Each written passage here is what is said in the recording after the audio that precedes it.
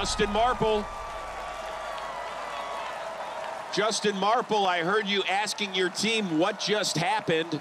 What did just happen? I don't know. There's a few hits. Our weapon was going great, but then they just started smoking, and it was just chaos.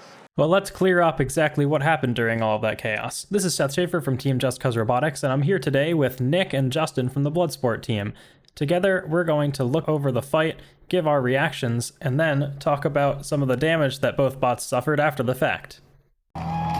Justin Marple and this team admitted a year ago when we were rookies, we had no idea what we were doing. I think they've got a grasp of things now. Yeah, no doubt. We get a look at the bar that they're going with. That is a 77-pound bar. The limit, Chris, is 80 pounds. Wow. And anytime you get a high-energy horizontal weapon going against a high-energy... Our tri-bar is like 78, isn't it? Yeah. And then the MOI on the tri-bar is way bigger. The thick bar actually is like one of the lower. It's lower than the disc. What are you keeping your eye on? I was really surprised by how powerful the disc was against Scorpios. That was nuts.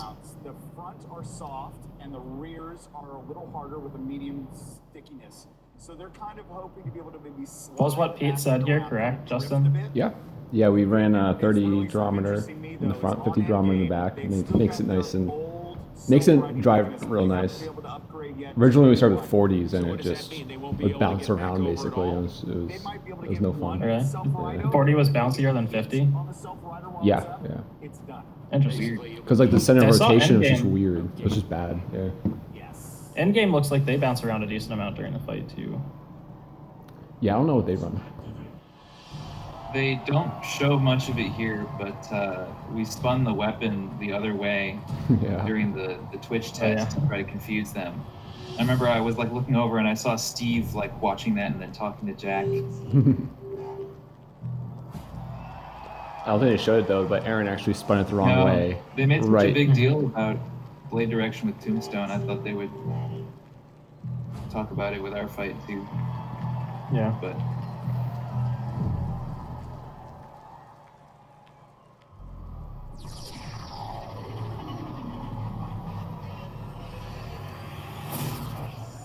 the lights going off is like the scariest thing as a being up there. It's like all the nerves just come out. The robot looks so good in the red light though. Let the battle begin, and here comes Endgame on the chase game, but Bloodsport jets away and centers itself up. Oh, huge impact, weapon on weapon. Endgame right back on the attack, trying to stop Bloodsport's blade, and they're hunting Bloodsport like a cheetah chasing a gazelle, Kitty. Slit's just gone. When did the second one come off? I didn't even see that. Well, the first one was during the weapon-to-weapon hit, right? And then the second one... They cut that really weird, that little bang. That I did that one, the smoke started going off from Endgame. And they decided to edit it earlier on for some reason. Interesting. So how come you didn't go back to attack until... Oh, we just almost flipped ourselves over with the first hit, so if Endgame can't move, might as well just let them get counted out. Yeah, if they count you out, they're more aggressive if you're about counting out the robots that are crab walking, so we just wanted to let it end. I saw one comment, it was like, aggressive hugging. I remember, didn't they actually start like screaming and jumping up and down like before the countdown was even over? I don't remember. Yeah, something like that. Yeah. It wouldn't surprise me given they were like engulfed in smoke. Yeah. The original footage, like we drifted into the corner and then Steve like didn't still put Was this the 360 no scope move right there? No, it was later on. No, it was later.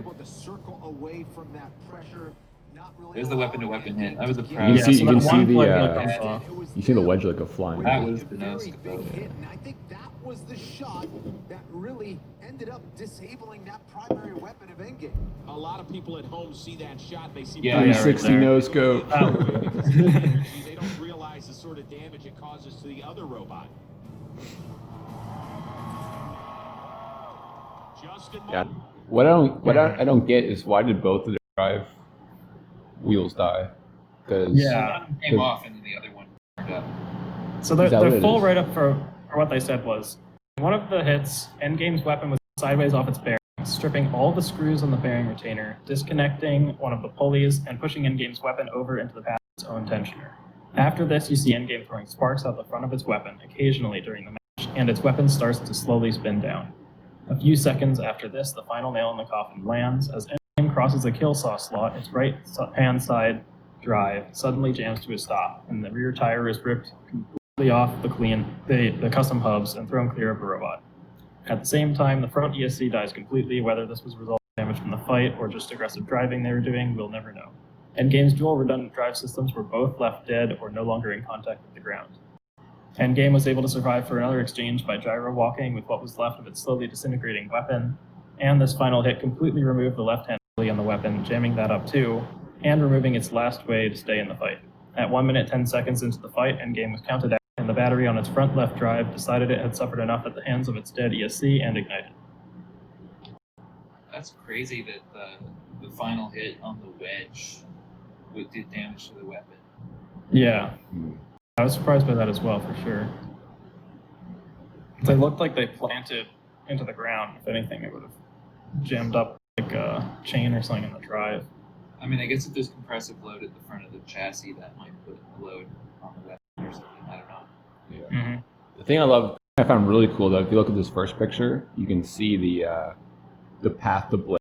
When the blades collided, it just created a perfect. Yeah. Like it out a perfect spot. I mean, I bet you could figure out like what the relative speeds were of the two weapons. You can also see we took this big chunk here from another hit.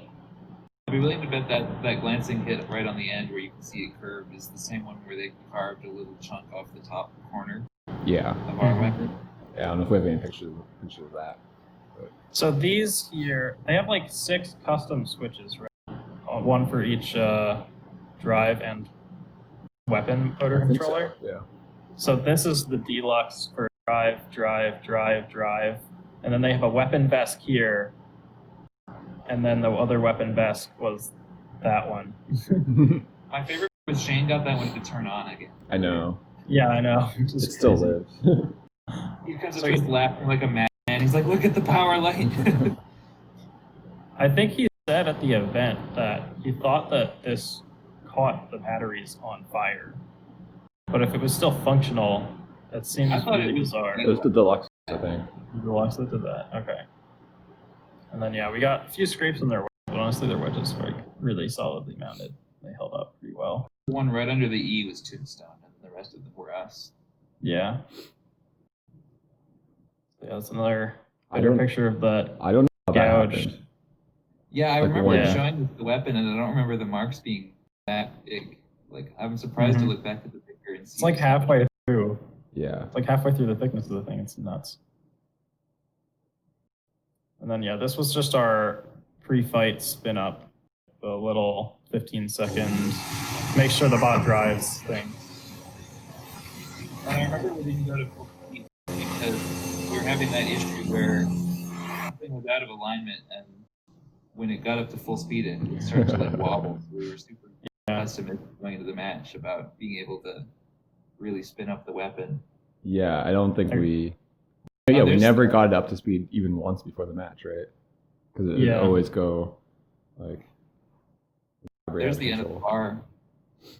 So yeah, you can see the end of the bar where it took a hit. I think this was ground, and here's where we took the hit. Yeah. You know when you have an end mill and you like chip the end of it and it's like super annoying? Mm-hmm. That's what that reminds me of. Yeah, pretty much.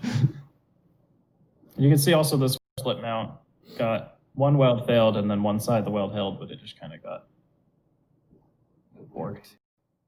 I remember we had on the self-righting pole, even though it didn't take any hits, these holes turned to ovals. And it just like stretched from the inertia of the hits. And then we have also capacitors got mashed because we had the ribs on the top panels, which we ground off after this fight, right? Yeah. There's like supporting ribs on the top panels that cross like right along here. Yeah, because the whole thing is like vibrationally mounted, so it has ability to not rotate, but move around and X, Y, Z. So obviously, it on one of those big hits, it stopped and stretched out, and it managed to hit. It was that, or do you think the top panel buckled some? I don't think I think, especially if it was like the rib there, I think it was more likely the whole thing. We got launched this way once, right? So we probably hit something, and yeah, the inertia of that whole map probably bounced up. Crazy. And here was where you can see the teeth of the gear imprinted on top, which is also pretty crazy. Just the amount of flex in that shaft and that stack up. Didn't we also shave some bolt heads on the top panel with the weapon? I think we shaved one. I don't know if I have a picture of that, unfortunately, but I do think we shaved the top of like one of our bolts. Yeah. And it was like in the same direction as those gear teeth prints, right? Yeah. Yeah. So there's tons of force going through both robots, obviously, but somehow we managed to get away with relatively little damage, at least on the outside of our robot.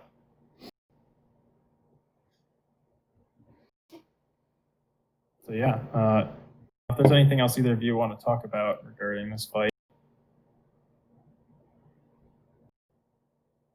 Yeah, I think because they were talking about the kill saw, and it kind of doesn't feel great that the kill saw slot is what ends up knocking them out rather than a hit from us. But I do feel really good about the weapon-to-weapon contact, how much damage we were able to do in that exchange. Yeah, I agree. Really how we were able to kind of survive and outlast them was to be able to win that exchange. Mm-hmm. Yeah, it definitely could have gone much worse. They'd gotten that box rush in like really early before we were fully spun up and just gotten right to the chassis at the start from the side. It was interesting though, because Jack was coming in on like his left, which would be his angle of approach if we were spinning the way that we spun in the drive test. So it's kind of fun to see that it actually kind of worked in terms of changing their plan. Yeah, hopefully. Yeah. Oh, apparently he didn't. They called out the wrong direction when we talked to him afterwards. They called out that we were spinning out spinning the clockwise instead of counterclockwise. So maybe if we've gone the other way, it would have worked out even better. All right, great. If that's everything you guys want to say, thanks for being with me and work this into the video somehow. Yeah. Bloodsport managed to take the win, but with a massive hit from their weapon, the weapon motors on the side of our robot made crunchy sounds, though they still spun. We also found a gear imprint on the top of our bot opposite the side where that hit came from, and the bearing race inside the gear was dented by the rollers from the force of the impact. The hit that imprinted the gear on our top pushed down so hard it crushed one of the weapon ESCs, causing it to fail. We also had locked up a drive chain in one of the wheels and had to replace that. Considering how damaging Endgame's weapon could have been, though, we got off pretty easy in this fight. They machined a chunk out of our chassis and a little bit out of our weapon, though we managed to take a good chunk out of theirs. We had a break day between this fight and our next one, but we spent all day figuring out what weapons we could use in case we needed to fight another type of robot. We found out who we would fight at like 2 a.m. the night beforehand, and we had to leave the pits by midnight, so we could never make preparations until the day of a fight. We thought there was a warp in the thick bar, and we were swapping gears and hubs between weapons and spinning them up, only to discover a wobble, or worse, with several weapon bars. We rebalanced several different weapons, but kept having issues. Do you think we managed to get another weapon together in time for the next fight? Well, you'll just have to find out when you see our next fight, and afterwards check in here for another video recap. Thanks for watching!